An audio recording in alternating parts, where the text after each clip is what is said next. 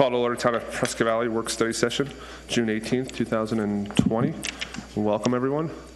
Clerk, please call the roll. Councilmember Hunt. Present. Councilmember Schumacher. Present. Councilmember Packard. Present. Councilmember Grossman. Still here. Councilmember Anderson. Absent. Vice Mayor Nye. Definitely here. Mayor Polguta. Present. We have a quorum, Mayor. Thank you, ma'am. And I believe you are first up for election formula presentation. Give me 1 second.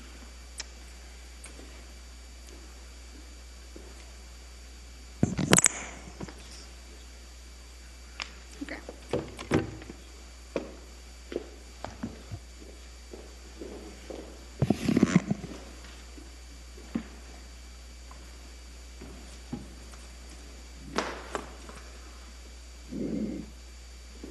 All right, thank you. Mayor, Vice Mayor, council members. So today I'll be presenting the formula that determines who gets elected at the August election. And our office has received a lot of questions on the formula, how it works, and who is deemed elected at the August election. Therefore, hopefully this PowerPoint is able to present and clarify some of those frequently asked questions by the citizens. And basically what we do is we focus on the Arizona Revised Statute that you see there, and we're going to be looking over paragraph D, E, and F. And also there's been speculation that due to the number of candidates we have, we may have a runoff election. And I'll also be going over the procedures in case we do, what the next steps are to conduct a runoff election. So what does ARS Statute 9-821-01D says? And I do have to read this because it's important. Notwithstanding any other law or any other charter provision, a city or town may by ordinance provide that at the primary election, any candidate for the office of mayor or city council who receives a majority of all votes cast at the election for that office is declared elected to that office for which the person is a candidate, effective as of the date of the general election. And a further election may not be held as to such candidate. So for the purpose of this subsection, the majority of votes cast is determined by. But before we move on, I do want to emphasize that the statutes that we do look at are for non-partisan city and town elections. Therefore, we don't have districts, we don't have sections. A council member represents the whole town, okay? So what does the formula says? So first, in order to determine the magic number that we need, we have to calculate the number of actual votes cast for all candidates for the office whose names were lawfully on the ballot for that office. And 2, divide the sum reached pursuant to paragraph 1 by the number of seats to be filled for the office. And then 3, divide the number reached pursuant to paragraph 2 by 2 and round that number to the highest whole number. So here's our hypothetical example. 1,000 voters cast 3,753 votes. 4 council seats need to be filled. Therefore, a minimum of 400 votes are needed to win the election. Wait, what? Let me explain. Here's the formula. So if you divide the votes by the 4 council seats to be filled, that gives us 938.25. That divided by 2 gives us 469.125. Then that number rounded to the highest whole number gives us the magic 470 votes to win the election. But wait a minute. How do 1,000 voters cast 3,753 votes? It doesn't make sense, right? You think 1,000 voters, 1,000 votes. Well, you have to remember that each voter can vote for up to 4 council candidates since there are 4 council seats to fill. Okay, if that was true, it still doesn't make any sense. 1,000 voters, 4 council candidates, why is it not equivalent to 4,000 votes? Well, you also have to remember that some citizens may choose to vote for less than 4 candidates. And this is the whole reason why we're only calculating the total number of actual votes cast for all candidates. So how do we determine the number of votes cast? Well, after the polls close, the Yavapai County's Elections Department will begin tallying the ballots. You can track the unofficial results, which are posted on their website, and you can just simply click on the Elections and Results tab, and they do a really great job of updating the website often. So as more ballots are counted, the number of votes each candidate receives will change, and therefore we are only talking about the top 4 highest vote getters still need to receive the minimum number of votes determined by the majority vote formula outlined in state statute. So here's our first what-if scenario. What if more candidates get a majority than seats to fill? Well, if more candidates receive a majority of votes cast than there are seats to fill, then all of those who receive the highest number of votes equal to the number of seats to be filled for the office are declared elected. Here's a sample. You can tell by the chart that all of the candidates received the minimum. Therefore, we're only going to consider the highest 4 candidates. And those candidates would be H, A, B, and C would be declared elected. Okay? But what if not all seats are filled? So if at the primary election, no candidate receives the majority of the votes cast, or the number of seats to fill for the office is more than the number of candidates who receive a majority of votes cast, of the candidates who did not receive a majority of votes cast, then the number of candidates who advance to the general runoff election is equal in number to twice the number of seats to be filled for the office, and the candidates who receive the highest number of votes for the office are the only candidates at the general or runoff election. Makes sense, right? What? So let me explain. So if due to a lack of majority of votes, no seats or not all seats are filled, then a runoff election will be needed. The runoff election takes place in November, and candidates are qualified to participate in the runoff election in the order of the total votes received at the August election, with no more than 2 candidates per seat to be filled. So how many candidates moved to the runoff election? Here's another formula. Let's say we had our primary election and none of the seats were filled. So we still have 4 vacancies. Well, in order to determine who moves on to the the runoff election, we have to multiply the number of unfilled council seats by twice the number of candidates per seat, which in this scenario will give us 8 candidates. That tells us that 8 candidates get to move forward to the runoff. Or here's another sample. If you have 3 unfilled council seats, then you multiply that by twice the number of candidates per seat, which would give us 6 candidates. Therefore, all those 6 candidates get to move out to the runoff election. But what happens if there's a tie? Well, if it matches your outfit, and if it's a Garcia's, contact Ivan. Just kidding. Back to elections. So if there's a tie, paragraph F says that if more than one candidate received an equal number of votes, and that number was the highest number of votes for the office, then all candidates receiving the equal number of votes are candidates at the general or runoff election. The candidates equal in number to the seats to be filled for the office who receive the highest number of votes at the general or runoff election is declared elected to that office. And if 2 or more candidates receive an equal number of votes cast for the same office and a higher number than any other candidate, the candidate who shall be declared elected is determined by lot in the presence of the candidates. So in the event of a tie, more than twice the number of candidates per seat could advance to the runoff election. Here's another sample. Remember the 470 votes we needed to win the election? Well, let's take a look. I can tell you from this chart that candidate A and B are elected outright. Why? Because they received the highest votes required and the minimum votes required. And candidates C, D, and E are the next highest vote getters and advance to the runoff. But wait a minute, didn't I mention 4 people get to advance to the runoff election? Let's take a look and see who's our 4th.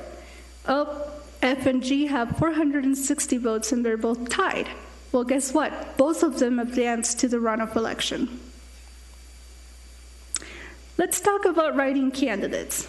A write-in candidate may not advance to the general runoff election if the write-in candidate did not receive a number of votes equivalent to at least the same number of signatures required by Section 16-322 for nominating petitions. Let me give you a little bit more information about write-in candidates before I explain. A write-in candidate for the primary election must submit their nomination papers by 5 p.m. on June 25th, so that's next week. A write-in candidate does not circulate nomination petitions. A write-in candidate must meet the same qualifications as a regular candidate whose name appears on the ballot, and a write-in candidate's name will not appear on the ballot.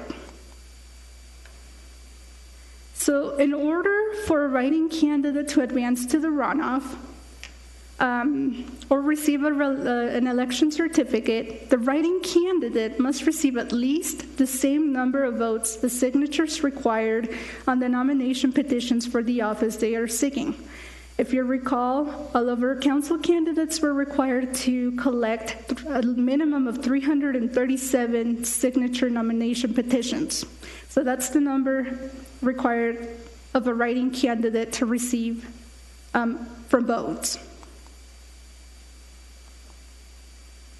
So while the write-in candidate will not have their names printed on the ballot, their names will be posted at the polling locations.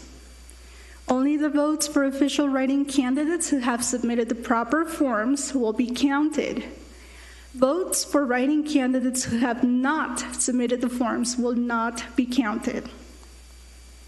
Here are some fun facts. Mickey Mouse is a fictional cartoon character and cannot be elected to town council no matter how many write-in votes he receives. And he can also never be president of the United States. Aww.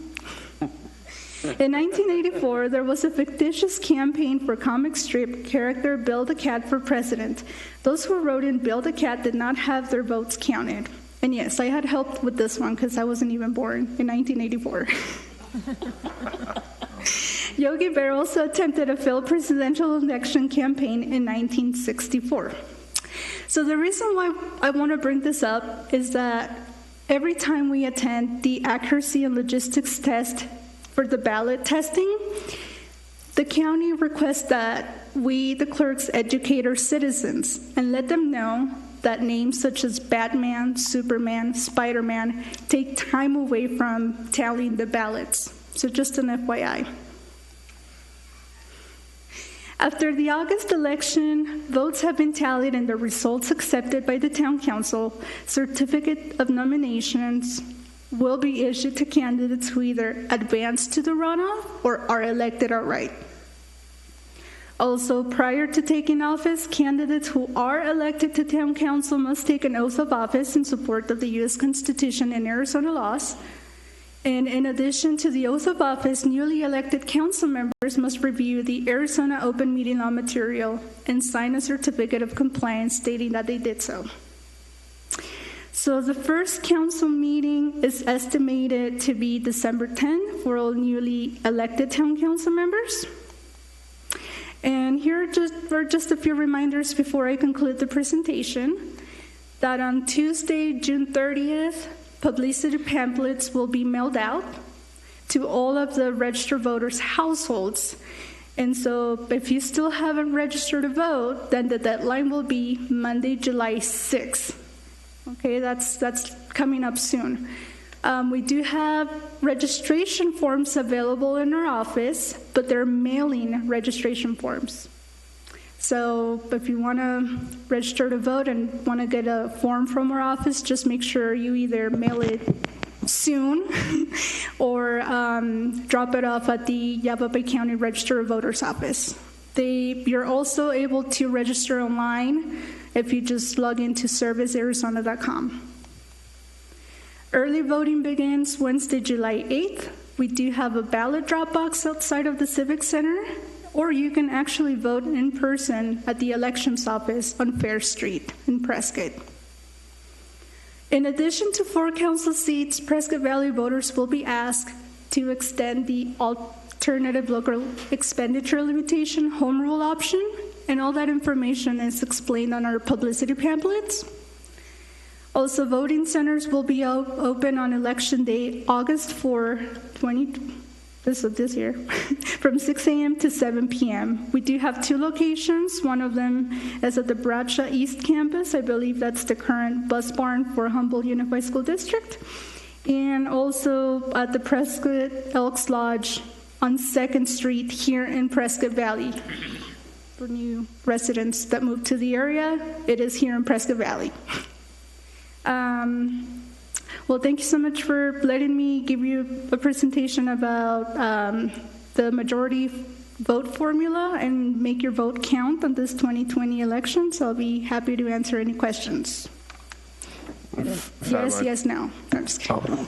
I just want to say that you did a great job. Yeah. Just trying to lay it all out there. I felt like I first was like first day of calculus, just trying to keep up with what was going on. But you did a great job, and Thank you. you should be proud of that. So I don't have any questions. Just encourage the citizens, get out, register to vote. There's no reason not to vote. Councilwoman? So Fatima, the thing that you said is being mailed out the end of July? Publicity pamphlets? Yes. June 30th. Are we in that? It's for all registered voters' households. So if you're a registered voter, No. yes, Okay. your statements. Yes. Your supporting statements, yes. So it is in the mail It is. item. It's Yes. not just, because I was led to believe that it was only online. No, Okay, it will be cool. mailed out. Thank you. Councilwoman? I just wanted to verify, too, on the website, you can also check to see if you're already registered, because I've had that question asked of me also. And then on the home rule that we'll be voting on, can you tell us if yes means you want to keep it the same, or yes means you want to change it? Yes, you want to keep it the same. So yes means that, correct? Yes, Okay. and it would also be explained on the publicity pamphlet. Okay. Thank you. Anyone else? All right. Thank you. Thank you, ma'am. Moving on, item 3B, development impact fees, capacity fee update.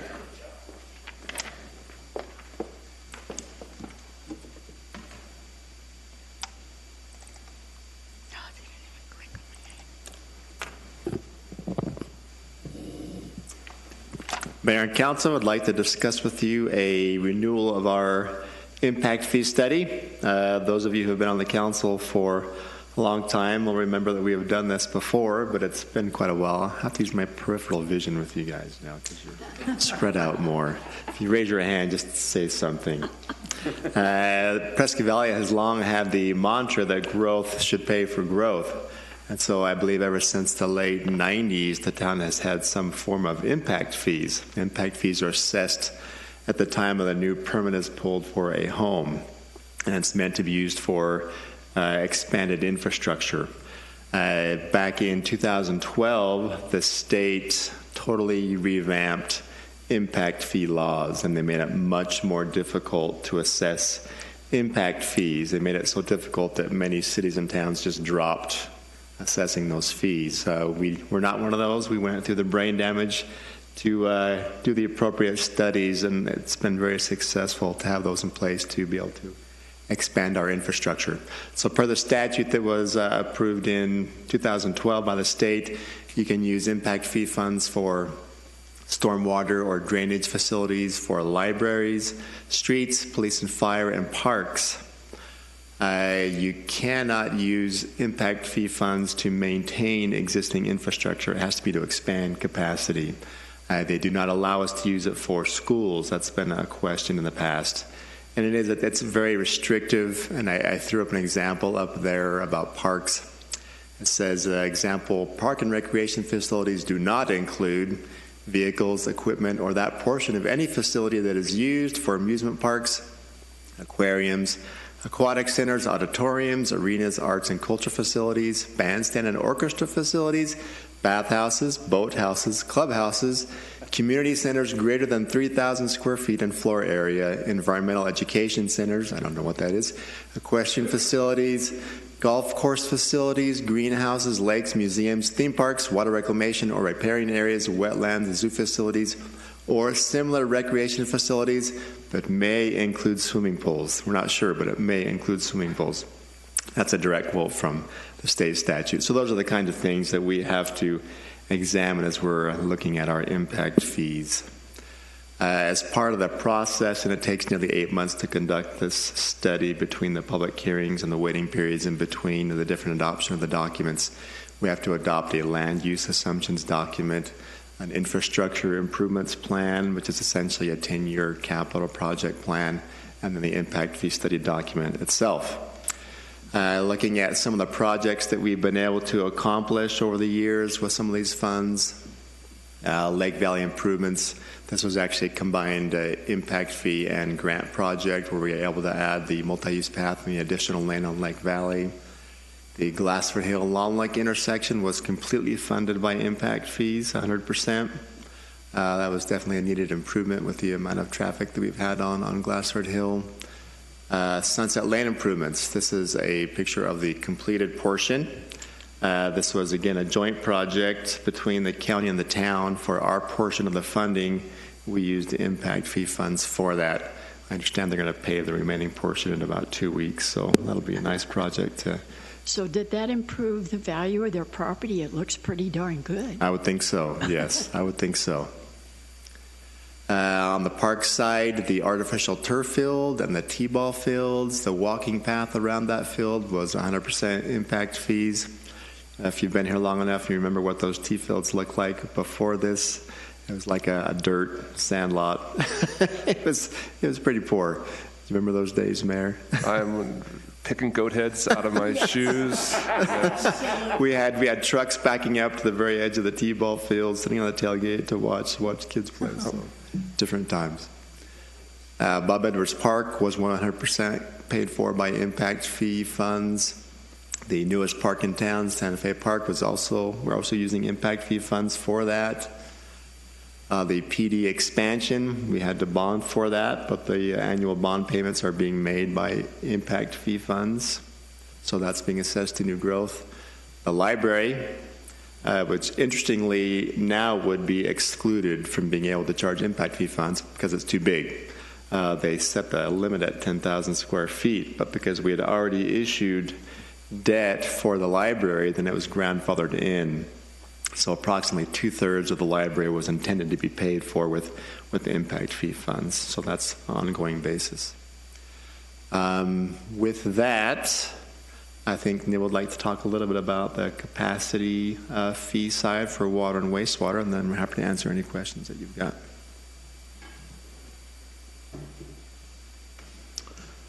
Thank you, Ryan. Are there more slides, or is that just the only one? That's the only one you got. All right. He put this together for me. It took a lot of time, so I wanted to make sure. Yeah, and so as part of the work that the consultant Raftellus is going to do for us, we also asked them to take a look at our capacity fees for water, wastewater, and so forth.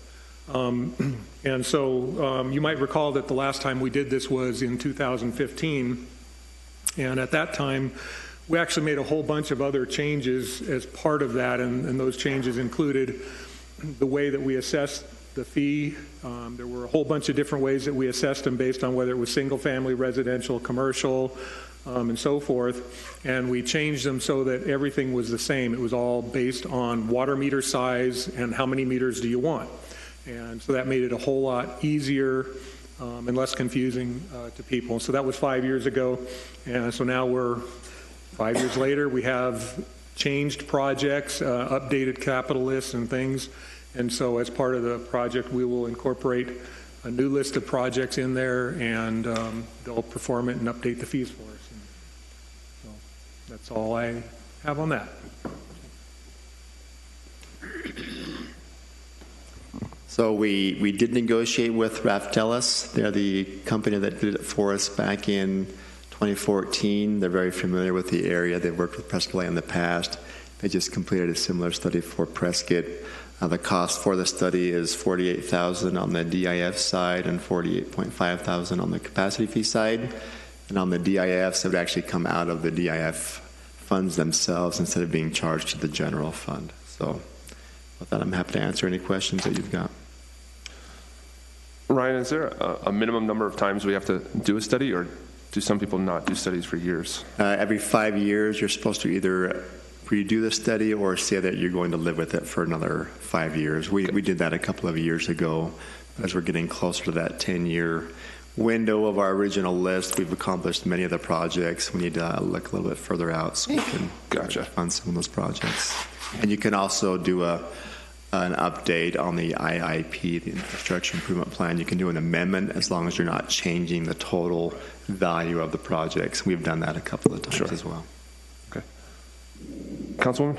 So when you do the IIP amendment, which I know we've recently done, when you said it has to stay within the same dollar amount, so you just move from category to category?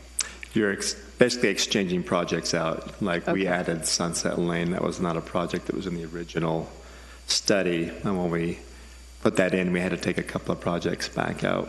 So you've got to maintain within a certain percentage the total value of the projects that you're doing. Otherwise, it's considered a major amendment, and you have to go through a lengthier process. And I just, for the listening residents, this will be on council agenda next week?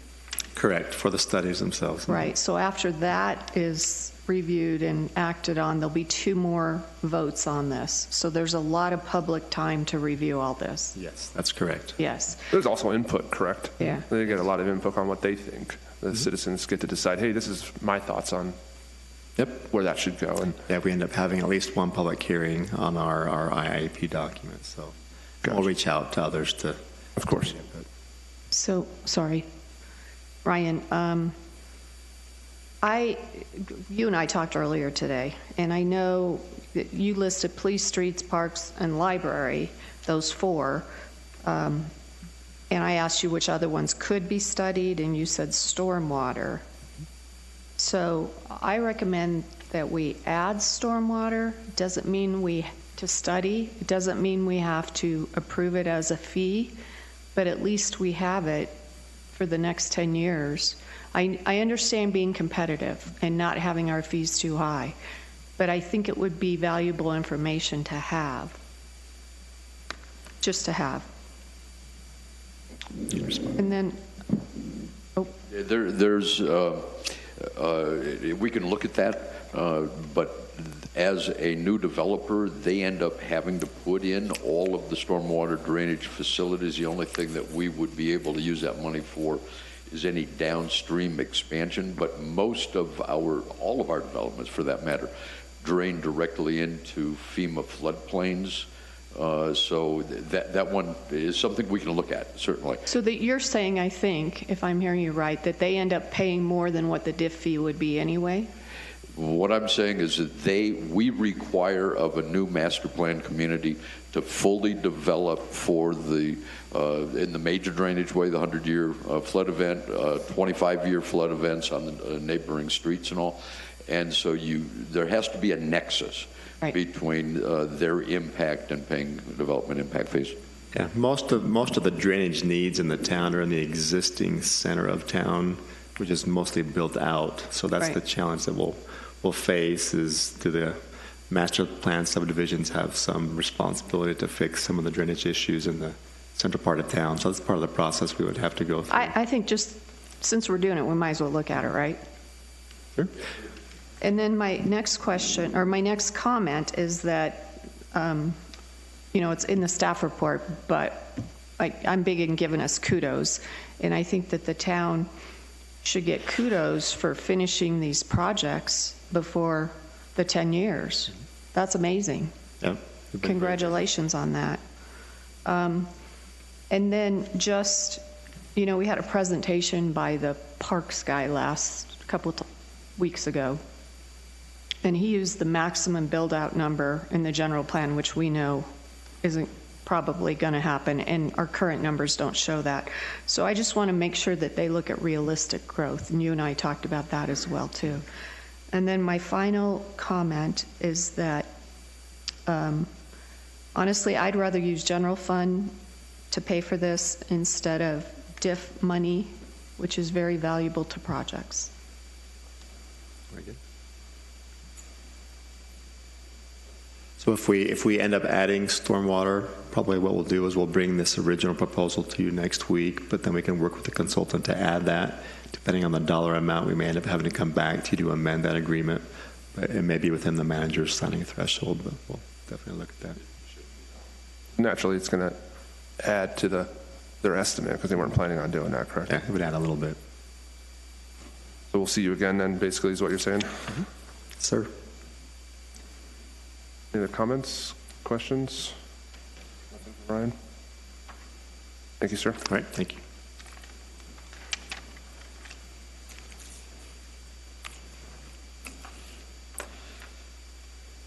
Moving on, final item, contract. Good evening, Mayor and Council.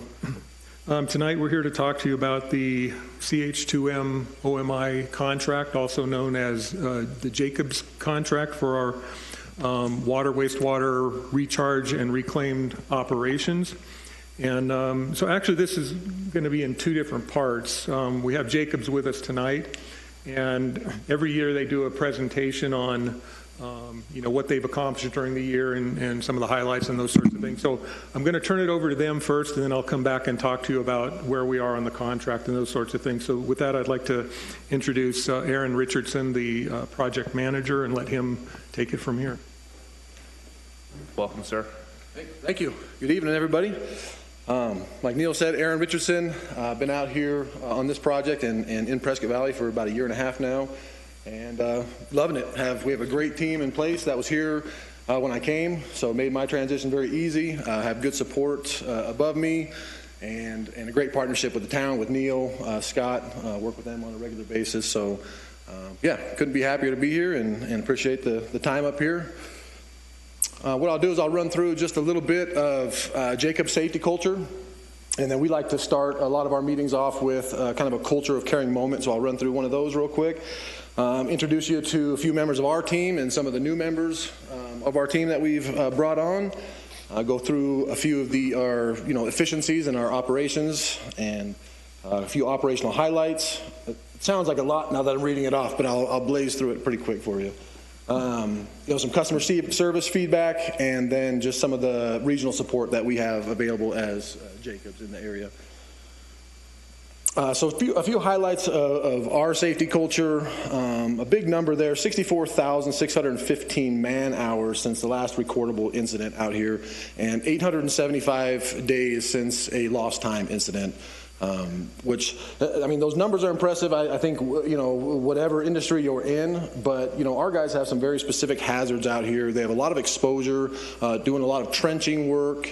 I'm sure a lot of you are familiar that a lot of our water lines are actually buried in the same trench as the power lines. And so quite, I don't know how often, I'm not going to say all the time, but a good portion of the time we could be digging into one of these trenches and literally our water line is touching a power line. So we have some pretty heavy exposures out there in the town. So I'm really proud of this team. I mean, they were doing this a long time before I was here, and they've kept it going. So it just says a lot about what our guys are doing out there.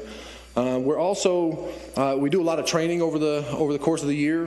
This past year we had over 423 specialized training sessions, such as our COVID continuity plan. I'll explain that on the next slide, but a couple of the trainings and things offered by Jacobs that really makes me proud to work for them. They're really big on the mental health side of things. We have free services available to all of our employees, very important going through times like these, to have those kind of resources, and really big on diversity and inclusion. So we've also trained in that area as well.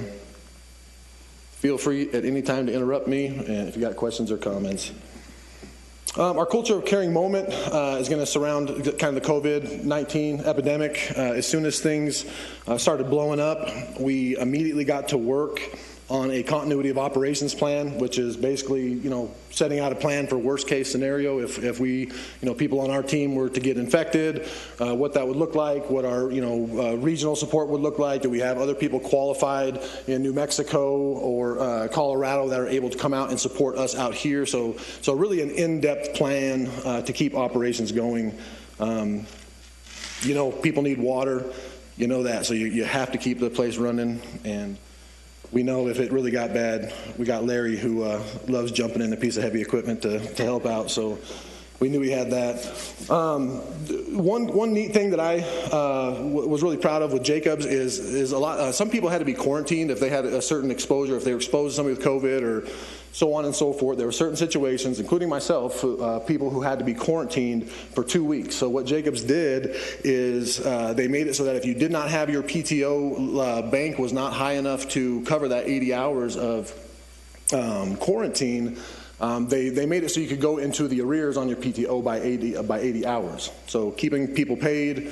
And then on top of that, they also had a bunch of people donate from the company. Anybody could donate their PTO hours, and then we gave those hours back to a lot of people that were affected and had to be quarantined. So pretty neat to work for a company like that. Also pretty neat is once everything started ramping up, our region got together and went to work on making masks. So 2,600 masks made. I'm talking employees' spouses, employees' children. I mean, they got after it to the point where everybody in the Southwest had 5 masks that were handmade. Chris Main's wife actually pumped out. How many did she do herself, Chris? About 300 just herself. In fact, he's wearing one of them right now, so pretty neat. Real quick, our team, this is, a picture, kind of an older picture of our team, but I just wanted to highlight that we did add a couple new positions this year. We saw a need to fill some positions that were over and above our operating budget, and so we pulled the trigger on a couple of those, one of which who is a regional site safety professional. He covers all of Arizona, but he is based out of Prescott Valley here, so we do get to utilize him the majority of the time.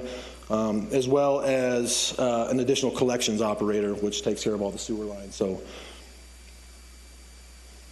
I want to speak real quick to some of the efficiencies. I'm sure you guys have seen this slide before, but basically what this is showing is on the water side of things, which would be the treatment and the distribution side, we have 1,800 customers per person that we take care of for the town, right? The next highest top percentile is 655, so nearly triple the efficiency of the top performing utility companies out there. And if you look on the wastewater, it's just about the same story. You're looking at about twice as efficient as the next person behind us. That speaks volumes to the type of people we have out there. All that credit goes to our team. How experienced and qualified and skilled they are. We wouldn't be able to do it without those guys out there.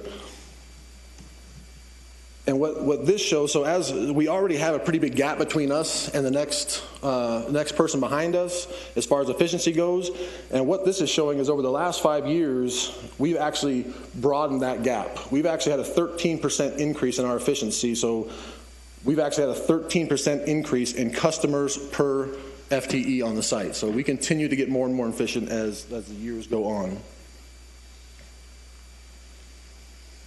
Here's another slide that speaks a little bit to the efficiency of the team, also speaks to the growth of the town and some of the jobs that come with that. The annual collections is the miles of sewer line that we proactively clean every year with the intention of cleaning the entire system every 5 years. That has gone up 25% over the last 5 years, from 60 miles a year to 80 miles a year.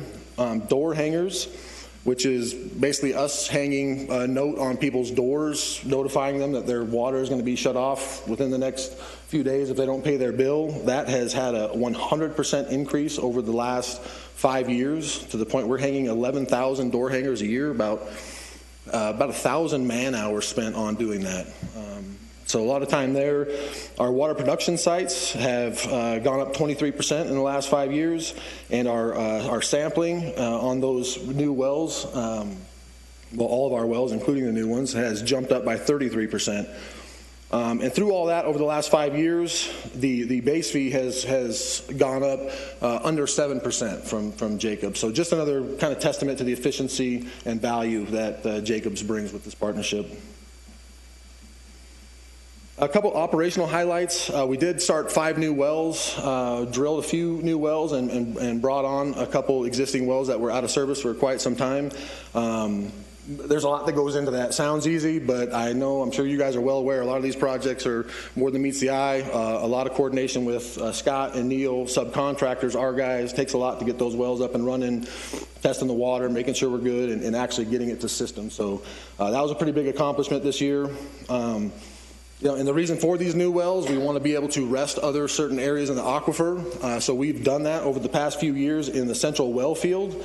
In the last 3 years, because we were able to rest that aquifer and use other resources around the city, we were able to reduce 550 million gallons over the last few years out of the central well field.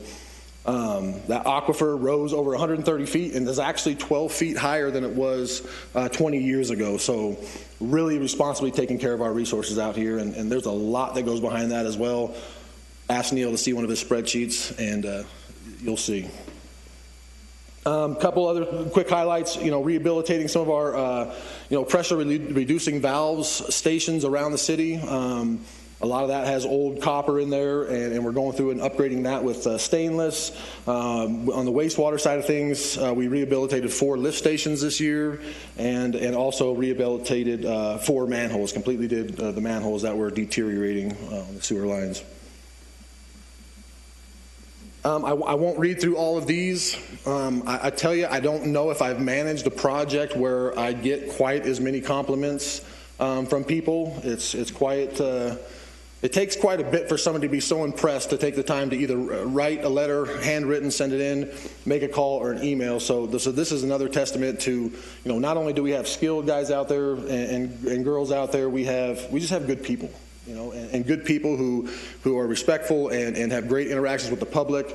I mean, some of these you can read anywhere from just, taking the time to help somebody turn on their irrigation and showing them how to do that to, there was another one here where a couple of our guys stopped to change a tire, help a woman change a tire. So, like I said, I can't say enough about the team, and I was just lucky enough to inherit this team.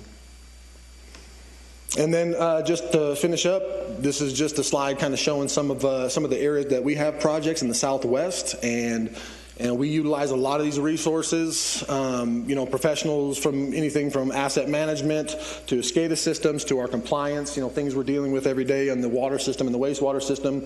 We have professionals in all these areas that are readily available. We've utilized these professionals in a lot of these capital projects that we completed this year, and we will be utilizing a lot of these resources in the next fiscal year as well to execute some of these special projects. So that's what I had. And just so you guys can put a face to the name, Danny Zamora is our project manager out here. So I'm the director on site, but Danny Zamora is the project manager. And I tell you what, he's the boots on the ground, dealing with the subcontractors. Has a lot of experience, does a great job dealing with those things, taking care of the field work inside, day in and day out. And then of course Chris Maines, I'm sure you've seen him up here a handful of times, has now moved into that regional role, taking care of a handful of projects. So. And that's what I have. Sir, I just wanted to start off by just commenting on when you talk about the people that give you kudos. Mm-hmm. Because more times than not, you're usually going to hear people want to complain. Mm-hmm. But for someone to actually be like, hey, you know what? I want to reach out. I want to take a minute to send an email, give a call. Mm-hmm. That says so much more about, 5 of those is the equivalent to maybe 10, 20 people that complain. So you should just kudos to you and your crew for that. That's something to definitely hang your hat on. Yeah, appreciate that. Vice Mayor? And I'd like to add, that's the reason we keep renewing contracts. That's part of the pieces. And then also the effectiveness of how many service customers you have compared to employee ratio is just, the numbers don't lie. That's impressive. It is. Thank you. Council, anything else? All right. All right, sir. Thank you guys for the time, and thank you. Let Neil take over.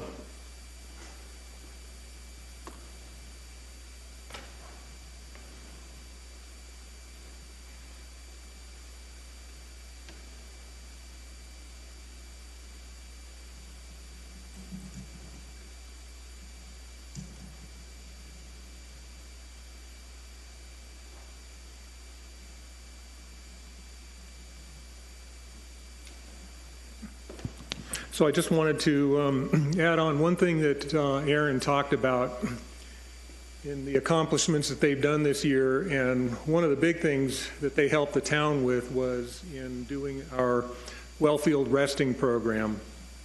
And so I wanted to show you this slide. I think this is actually going out and going to the newspapers and such, so they'll be getting this shortly. But I wanted to give you a heads up and show you what we're seeing here. And it's very well represented by this graph, which is a historical water level graph that is published and actually monitored. This is monitored by the Arizona Department of Water Resources. So this is on their website. If you know where to look for it, you got to go find it. But this goes back to 1999, 2000. And what they're showing on here on the left-hand side of the graph is feet below ground level. So in the year 2000, the water pumping level was 590 feet below ground level.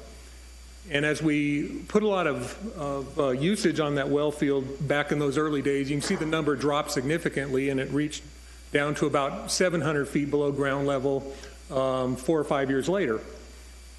And that's when we actually put the north well field online in 2004. So we shifted our pumping up to the north well field. We let this well field rest, and you can see the number, the water level rose back up to about 610 feet below ground level. And it stayed up there as we shifted the water back and forth and moved it around a little bit. So we used both well fields fairly judiciously, stayed up there, and then we started putting more work onto the central well field again, and you can see it dropped back down after a couple of years down to 700, 710 feet below ground level.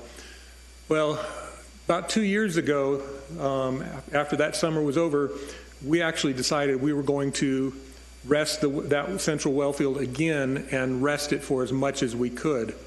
And so we have been relying more heavily on the north well field again. But in May of this year, Department of Water Resources came out and measured that well level. We are 12 feet higher than we were in the year 2000. So 12 feet higher than we were 20 years ago. And so, you know, people have asked me, so you're saying the water level isn't dropping? I said, no, the water level is dropping, but it is not dropping precipitously. And the other thing, it's about 1 foot a year in the region is how much it's dropping. And so you can see from this, we have a lot of water beneath our feet.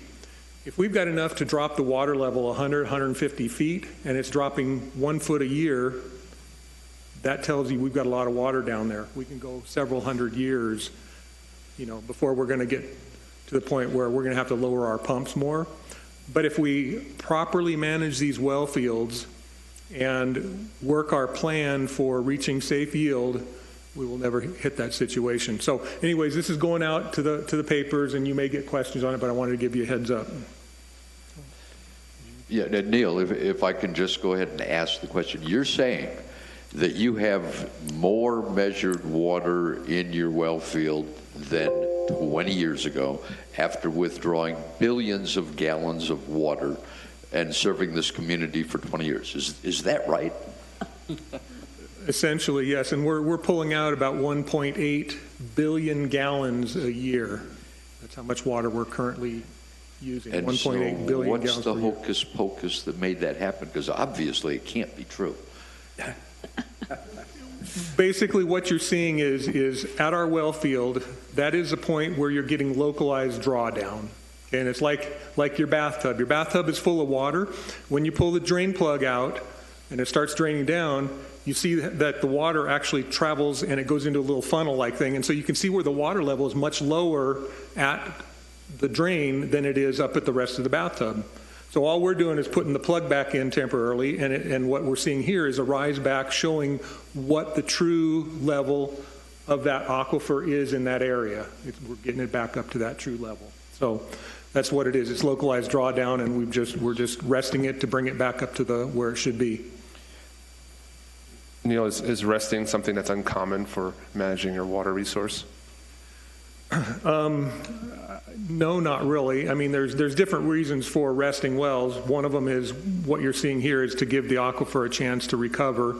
But there are other reasons. You know, you need to do maintenance on wells, so you let them rest while you're doing that. And so a lot of the, you know, we drilled several new wells this year, 2 or 3 of them. And part of the reason for that is so that we can stay ahead of the game. We can move and manage our water resources better. We can let the wells rest like they need to do. But you don't want to be caught where you need to do maintenance on wells and you have nothing to back it up. And so we can take wells out of service. We can let wells rest. We've got other resources and we can move it around. So I almost compare it to, Neil, I grew up back east and I was around farms. And farmers would rotate and rest their fields. That's what they would call it in regards to the agriculture they produced. And there was a farmer when I was really young, I questioned him about it. And his response was that the earth needs to heal itself. And by doing that, keeps his farmer and his family in business. And it's almost the same as what we're doing here with the water wells. We're just kind of just rotating through our resources and then just managing it. That's a good analogy. Okay. Just want to make sure I was on track with that. Mr. Mayor, if I could, I have served 4 governors as an appointed individual on the Prescott Active Management Area's Groundwater Users Advisory Council. And from time to time, there have been groups and or individuals that have come to that management board to go ahead and try to make an argument that somehow or other that Prescott Valley and our partner Prescott are completely depleting the aquifers beneath us that we rely on.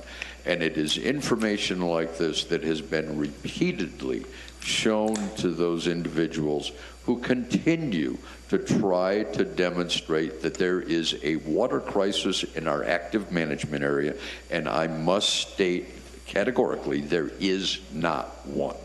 And we have embraced the management goal of safe yield. There is not a water crisis in the Prescott Active Management Area, and the drawdown on the aquifers beneath us will go away once we have reached safe yield. And it's important to say that. And Neil, thank you very much for demonstrating how well this aquifer performs and serves this growing community. Vice Mayor. Having been the representative from this community and serving as chair for all the water groups up here in northern Arizona, I'm going to ask you to make the letters bigger and brighter that this report isn't from us. And you get my point. Yes, ma'am.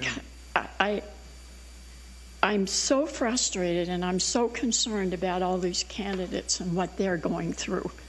And they're educating themselves. And some of them are being abused by information they're giving back. So my point, if I didn't make it clear enough, ADWR hasn't any reason to exaggerate. They haven't any reason whatsoever to do anything but print the facts. And that's the message we've got to get out. Thank you. Anything else from council? Not. Sir, thank you very much. Okay, and then now I'm going to go into and we'll talk about the Jacobs contract and where we are on that. So we'll probably be coming back to you in July at one of the 2 council meetings for an approval of the contract, but we are still working on some items in it. But I wanted to give you kind of a little bit of background and let you know where we are. So Jacobs or CH2M-OMI or OMI or whatever they were called before that, Operations Management International, have been serving this community since 1993, so we've had a very long-standing partnership with them, and they continue to do good work. I'm very glad that they're here. As you're aware, you guys approved an early renewal with them last year, and so basically what they did was they spent that last year finishing out their contract, which it was a zero base fee increase that year. They held it to 0 increase, and so that was the last year of that contract, and now we are going to be starting the first year of another 5-year contract with them, starting with this contract here. And so, but annually we come before you and we negotiate scope and compensation. And so that's what we do. And then we also address other issues as may arise. And this year there are more issues that we needed to address, and so it's taken a little bit longer. But the other thing is that because of the coronavirus and the direction by the town manager that there would be no increases in the operating budget, and we would look at it again in October, we told Jacobs, look, we're not going to increase your base fee this year, even though you held it to 0 last year, and we had anticipated that there was going to be some sort of an increase, and you saw that over the last 5 or 6 years total, they've only gone up less than 7%. And so, anyways, that was a bit of a shock to them, but you know, they've been working with us as partners, and so that's where we're going. But we do anticipate coming back to you in October and talking about a compensation changes if the budget can handle it, and then we will be talking about some other changes because there are some scope items that we would like to add that we put on hold, and so. Essentially, one of the items is that we would like for them to manage the wastewater pretreatment program. I've been doing that completely out of my office since I've been here. So it's a little bit of a change. It's not a huge scope item, but it will add some dollars. And then we'd like to increase the values that we pay them for repairs that they do on our behalf, for purchasing magnesium hydroxide and for the biosolids. All of those costs are going up. Like, for example, the biosolids, those costs go up because we're producing more solids. We have a growing population. That one may not necessarily affect their base fees because they're still only processing 12 invoices a year for that. Doesn't change their thing. But as we're doing more and more labor on repairs and we have more systems out there, they are putting in more time doing that. And so to increase how much we're going to have them do with the dollar amount, there should be a base fee increase associated with those. So we'll be coming back to you with some of those changes potentially in October. And so looking at what those fees are, essentially we're showing you 0% increase. It's the same as it was last year, and actually it's the same as it was 2 years ago because last year was a 0% increase as well.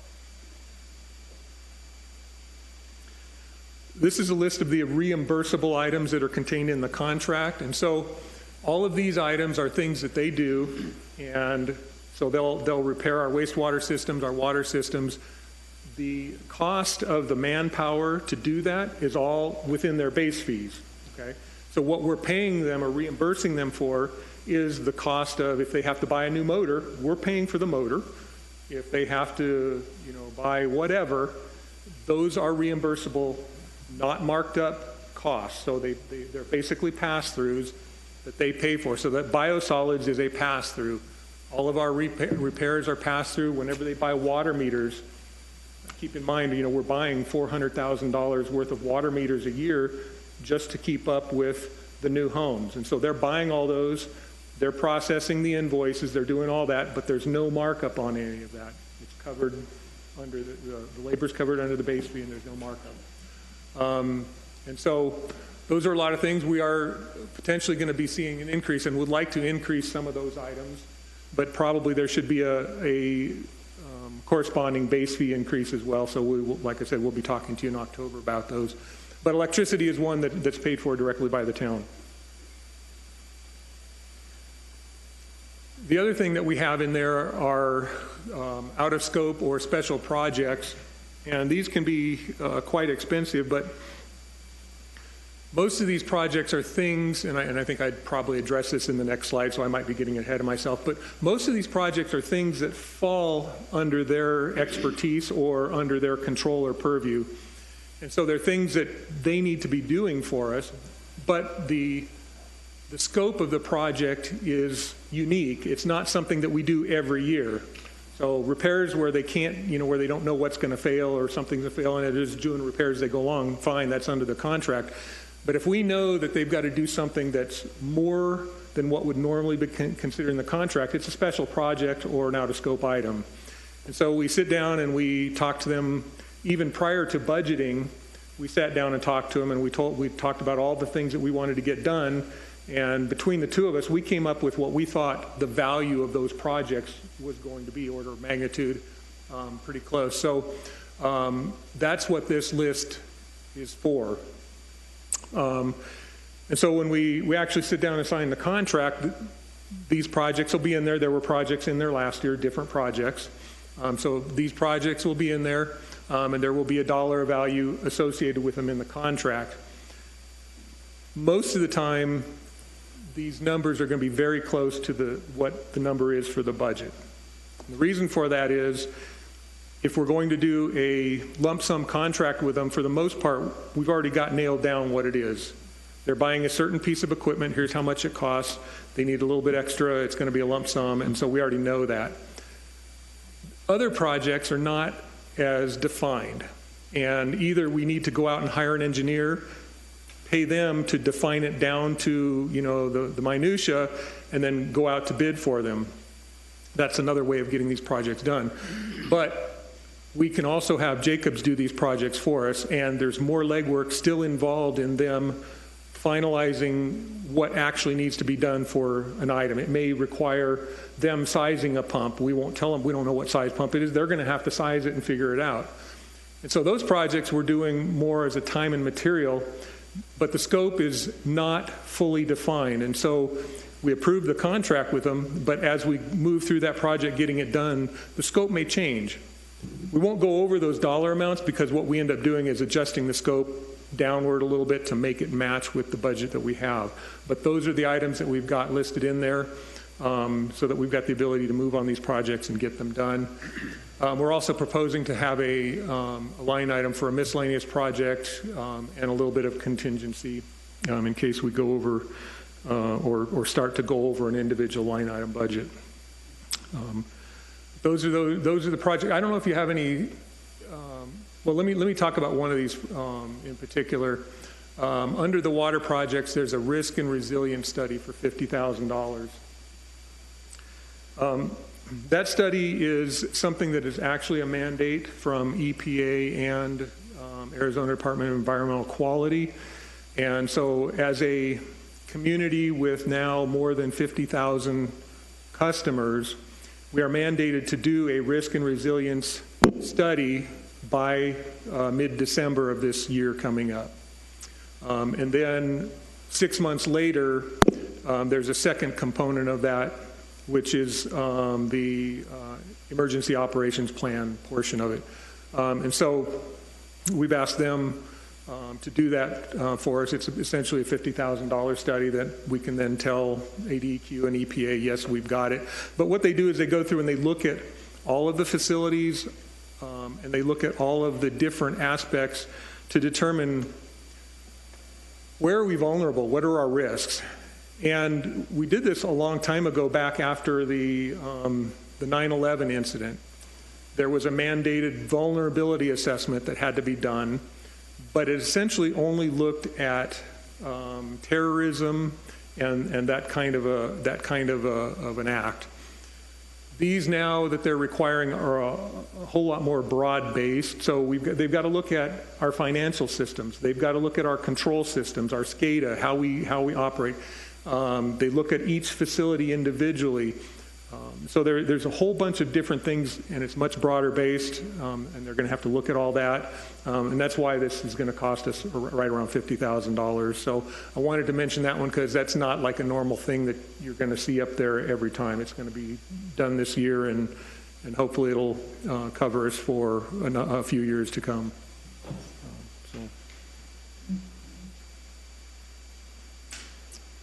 So this is what I was talking about the out-of-scope projects. We essentially identify projects at the beginning of the year. They're within their expertise and within their control of what they manage. And so we put those projects into the contract as special projects. Mr. Mayor, could I just make a comment about that? Go ahead, sir. My good friend is forgetting that we actually had a discussion about out of scope as a concept and that in fact these are not out of scope. No, I didn't forget. I'm transitioning. See, out of scope was the old term, and I'm putting a new term next to it. Special projects? Well, and it may be a little bit different even, but you're going to see the contract again before it comes back to him. But it is going to have a different The point is that we don't consider it out of scope because we would have to bid for it if it were truly out of scope. And so these are actually things that fall within the scope, and that is what allows you as a matter of law to simply allow OMI to do these projects without putting them out to special bid. So my good friend will take that off of his slide one of these times.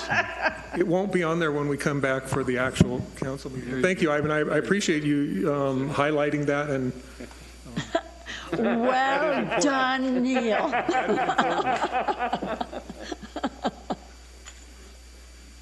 And so the overall value of this contract, when you look at the base fees, which is what they make in terms of pay, they've got to pay their personnel. They make some profit. They pay for a lot of other things as well. The office supplies and things like that. We don't pay for those. So that's in the base fees, and then the reimbursables that we talked about, and then the special projects. See, it's gone, Ivan. So the value of this contract, you're looking at about $6.8 million. He couldn't help himself, Neil. All right, so what are we still working on right now? So we're actually updating the indemnification and liability clause, and we're making it a little bit more better protection for the town, basing it on more of an industry standard of care as opposed to the way it was worded before, which was a negligent standard. So we're getting that change. It's taking a little bit of work. Ivan, we do have several attorneys on both sides involved, so you can probably understand why it's taking so long.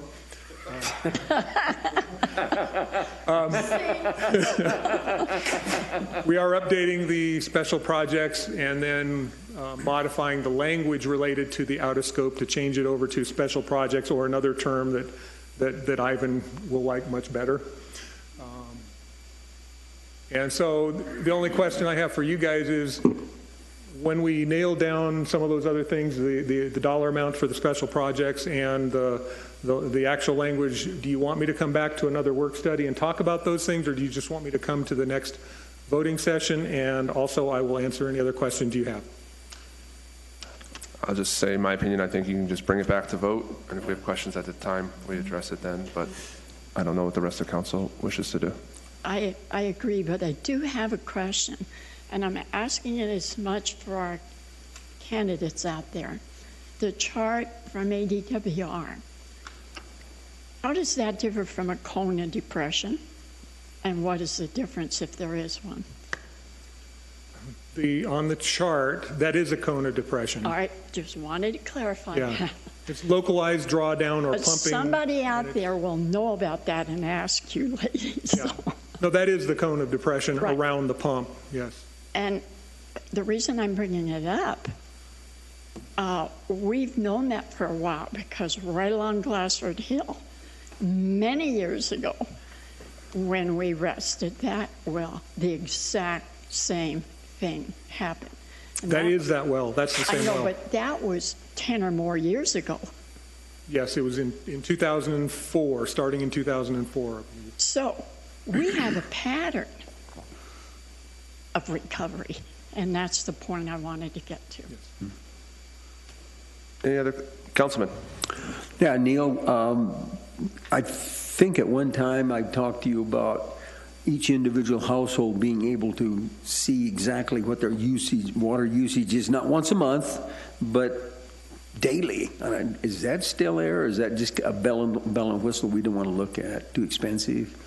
No, it's actually being worked on. It's taking a little bit longer to get there. One of the things that John Munderloh is working on is a grant, which would help to pay for the software to do that.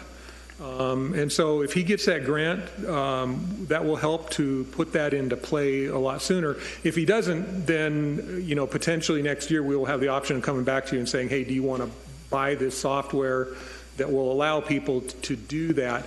But the whole purpose of changing the meters that we did over the last several years was to put them on the FlexNet system, which has the ability to monitor the water flows through their meters about every 4 to 6 hours. And so you could actually get that detailed of information by logging into your account. But we've got to buy the software to do that, get it interfaced, and then set it up so that people can sign up for it. I don't know how many people would use that, but I'd be interested, obviously. Yeah. So we're still working on it. It's still coming. It just takes a lot of time to get all the parts and pieces put together. Thank you.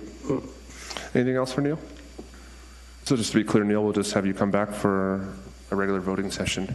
As soon as we get it done, then we'll come back to you with it. Perfect. Thank you. Thank you, sir. With that being said, thanks for coming out, folks. Have a great night. We're adjourned.